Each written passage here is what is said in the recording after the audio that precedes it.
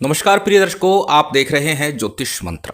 प्रिय दर्शकों, नवरात्रि के उपलक्ष्य में आज एक अत्यंत सिद्ध चमत्कारिक साबर तांत्रिक मंत्र की चर्चा है। अब साबर और तांत्रिक दोनों ही प्रकार का यह मंत्र है, क्योंकि साबर मंत्र वैसे भी शीघ्रता से कार्य करते हैं, परंतु ये मंत्र अति शीघ्रता से कार्य करता है। माँ भगवती शक्ति का ये मंत्र है और निश्चित ही प्रभावशाली है।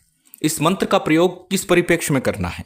इस मंत्र को हर कामना सिद्धि के लिए किया जा सकता है, चाहे वो परिवार में प्यार प्रेम बनाने की हो, कष्टों से निवारण की हो, धन मान सम्मान की बाधा दूर करने की हो, समस्या परेशानी मनोकामना कोई भी हो, कैसी भी हो, इस मंत्र के प्रभाव से शीघ्रता से वो पूर्ण होती है। अत्यंत सिद्ध और चमत्कारिक ये मंत्र है। हर प्रकार की बाधा परेशानी को भी दूर कर देता है, संकटों से निकाल देता है। माँ शक्ति का अत्यंत शक्ति संपन्न ये मंत्र है। इस नवरात्रि में इसे जपिए और फिर देखिए जीवन में किस प्रकार से बदलाव आते हैं। यदि आप हर प्रकार से समस्या से ग्रसित रहते हैं, यदा कदा किसी न किसी परेशानी में फंसे रहते हैं, आए दिन कोई ना कोई समस्या परेशानी जीवन में चलती रहती है, तो फिर निश्चित इस मंत्र का प्रयोग आपको करना ही चाहिए, क्योंकि ये एक मंत्र आपकी समस्त चिंता परेशानी और समस्याओं का निराकरण कर सकता है। तो चलिए अधिक विलंब न करते हुए जान लेते हैं किस प्रकार से इस मंत्र का प्रयोग करना है, किस प्रकार से इस मंत्र का जप करना है, किस प्रकार से विधि विधान है। वही सब चर्चा आज के इस वीडियो में है। तो सबसे पहले बात करेंगे साधना में प्रयोग होने वाली सामग्री की। साधना की सामग्री आपकी स्क्रीन पर है। सामान्य माँ भगवती की पूजा में प्रयोग की जाने वाली समस्त सामग्री, उनमें से जो आपके पास उपलब्ध हो, जितनी आपसे बन सके, जैसा संभव हो सके, जितना संभव हो सके, वो सामग्री लेकर के आपको माँ भगवती का पूर्ण श्रद्धा भाव के साथ पूजन करना है। किस दिन से करना है? जैसे कि बताया नवरात्रि में। नवरात्रि में यदि आप नहीं कर पाते हैं तो फिर कब करें? तो सोमवार के दिन से कर सकते हैं, शुक्रवार के दिन से कर सकते हैं। सोमवार अथवा शुक्रवार के दिन से इस साधना को घर में रहकर किया जा सकता है। इस साधना में लाल रंग के वस्त्रों का प्रयोग करना है। लाल ही रंग की हकीक की मूंगे की माला का प्रयोग करना है, अन्यथा रुद्राक्ष की माला का प्रयोग कर सकते हैं, परंतु श्रेष्ठ होगा हकीक की या मूंगे की माला का प्रयोग करें। भोग प्रसाद की बात करें तो सामान्य कोई भी दूध से बना मिष्ठान भोग के लिए श्रेष्ठ होगा, अन्यथा जैसी आपकी व्यवस्था हो उस प्रकार से करें।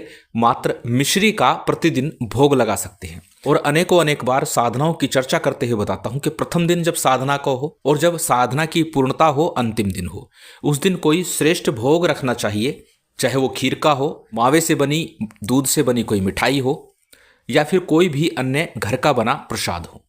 अन्य दिनों में जो आपकी श्रद्धा है, जो इच्छा है, जो व्यवस्था है, वो भोग लगा सकते हैं। सभी सामग्री आपकी स्क्रीन पर है। अब जानते हैं किस दिन से कैसे इस साधना को संपन्न करना।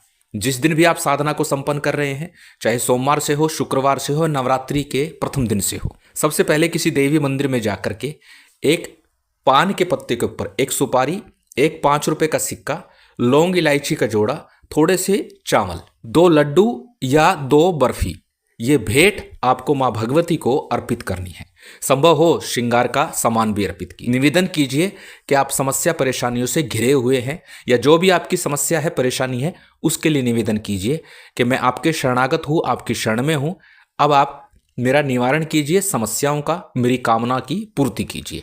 इस प्रकार निवेदन करके वो सामग्री देवी के मंदिर में अर्पित करके आ जाइए। रात्रिकाल में उत्तर मुख होकर के अपने समक्ष किसी चौकी अथवा पट्टे के ऊपर लाल रंग का एक वस्त्र बिछा लीजिए। लाल ही रंग के आसन पर आपको बैठना है। माँ भगवती शक्ति का चित्र स्थापित कीजिए, शिव का चित्र स्थापित कीजिए और अपने गुरु का अथवा गुरु गोरखनाथ जी का चित्र स्थापित कर लीजिए। तत्पश्चात सबसे पहले शुद्धि आचमन करना है।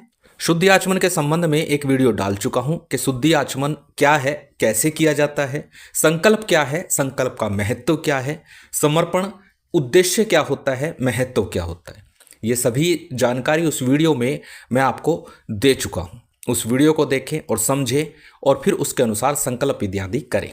शुद्धि आचमन के बाद में दीपक प्रज्वलित कीजिए। दीप प्रज्वलित करने के पश्चात में आपको संकल्प लेना है। बिना संकल्प कार्य न सिद्धिये, संकल्प के बिना कार्य सिद्ध नहीं होता। संकल्प लेना है। हाथ में अक्षत ले लीजिए, जल पुष्प आदि जो कुछ भी रखना चाहे वो रख लीजिए। अक्षत ही पर्याप्त है। अक्षत लेकर के अपना नाम, अपना गोत्र, उस दिन का तिथिवार नक्षत्र बोलिए और अपना मनोरथ बोलना है संकल्प में कि किस मनोरथ से, किस कामना से आप ये पूजा आराधना मंत्र जाप कर रहे हैं। संकल्प को किसी थाली प्लेट में या फिर गणेश जी के विग्रह अगर सामने हो तो वहां पर समर्पित कर दीजिए। इसके बाद में सबसे पहले गणेश जी का, गुरु का, कुलदेव, पितृदेव, स्थान देव, इन पंचदेवों का आपको पूजन करना है। भगवान शिव का शक्ति सहित पूजन कीजिए। गुरु गोरखनाथ जी का पूजन कीजिए। भैरव जी का पूजन भी सामान्य पंचोपचार रीति से संपन्न कर लीजिए। ये सामान्य पंचोपचार रीति से पूजन कई बार बताता हूं, साबर मंत्रों में अनिवार्य तो नहीं होता, करना इसलिए ताकि हमारा कार्य शीघ्र सफल हो, बिना किसी बाधा के हो। जब पंचोपचार रीति सभी का पूजन संपन्न हो जाए, उसके बाद में एक माला गणेश मंत्र और एक माला गुरु मंत्र अवश्य कीजिए। गणेश मंत्र के रूप में ओम गंग गणपते नमः इस मंत्र का जप कर सकते हैं। गुरु मंत्र जो आपने गुरु दीक्षा के समय अपने गुरु से लिया है वो गुरु मंत्र है।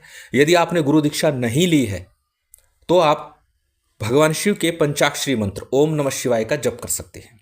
प्रिय दर्शकों, निश्चिंत रहे और ये दिमाग से निकाल दे, यदि गुरु नहीं है तो हमारी साधना, हमारा प्रयोग सफल नहीं होगा। निश्चित होगा यदि पूर्ण श्रद्धा भाव से करेंगे। उन प्रयोगों में गुरु की विशेष आवश्यकता होती है जब देव दर्शन की कामना हो या किसी प्रकार की विशिष्ट सिद्धि की कामना हो, उसमें गुरु की आवश्यकता विशेष हो जाती है, ताकि समय समय पर आप अपने अनुभव साझा करें, बताएं आज क्या अनुभव हो रहा है, तो आपको पता लग सके आपकी साधना सही चल रही है अथवा नहीं चल रही है। अन्यथा सामान्य किसी प्रकार के कष्टों के निवारण के लिए, मनोकामना पूर्ति के लिए आप भगवान शिव को ही हाजिर नाजिर मान करके, उनको गुरु जान करके, मान करके प्रयोग कर सकते हैं और निश्चित सफल होते हैं। गणेश मंत्र, गुरु मंत्र के बाद में आज का मंत्र साबर मंत्र, तो साबर मंत्रों की चर्चा हो, साबर सिद्धि मंत्र की चर्चा अनिवार्य हो जाती है। साबर सिद्धि मंत्र का 11 बार जप अवश्य करना है।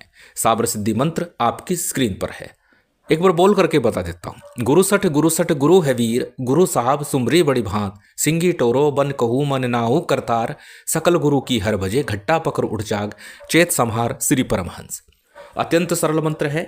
किसी सिद्ध योग में एक माला का जप करके इसे सिद्ध कर लीजिए और उसके बाद प्रत्येक साबर मंत्र की साधना में 11 अथवा 21 बार इसका जप अवश्य कीजिए। गणेश मंत्र, गुरु मंत्र, साबर सिद्धि मंत्र का जप पूर्ण हुआ, उसके बाद में आज का जो मूल मंत्र है इसका आपको जप करना है।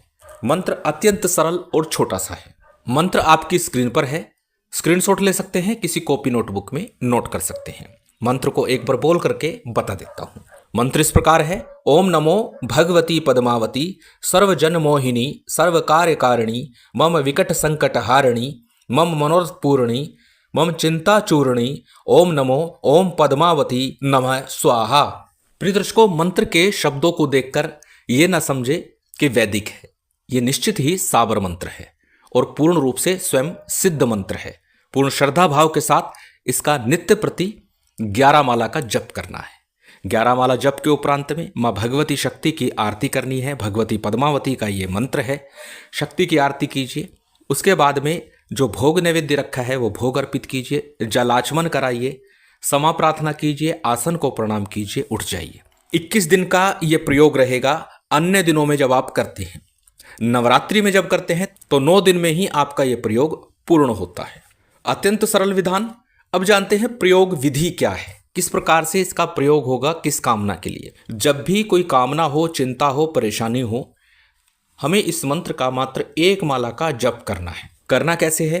एक पान के पत्ते के ऊपर एक सुपारी रखिए, एक जायफल रखिए, 1 रुपए का सिक्का रखिए, थोड़े से अक्षत रखिए, लौंग इलायची का जोड़ा रखिए और कोई भी एक मिठाई रख दीजिए। उस सामग्री को सामने रख करके 1 माला का जप कीजिए और निवेदन कीजिए। समस्या परेशानी ये है, दिन शुक्रवार या सोमवार होगा और फिर इसे ले जा करके पीपल वृक्ष के नीचे या फिर भगवती के मंदिर में, शिव मंदिर में कहीं भी रखाइए। शीघ्रता से आपकी परेशानी का निवारण अवश्य होगा। और साथ ही एक बात और भी बोलता हूं, चाहे प्रयोग 1 दिन का हो, 11 दिन का हो, 21 दिन का हो, प्रयोग के बाद भी उस मंत्र का यथाशक्ति यथासंभव जप करते रहना चाहिए।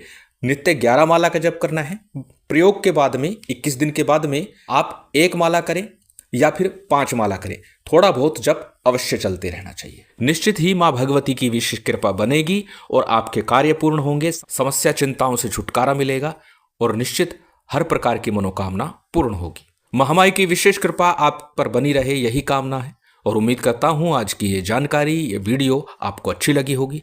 यदि अच्छी लगी हो तो कृपया लाइक कीजिएगा, शेयर कीजिएगा। यदि चैनल पर नए हैं तो सब्सक्राइब कर बेल आइकन बटन दबा दीजिएगा। जय माता दी, जय श्री राम।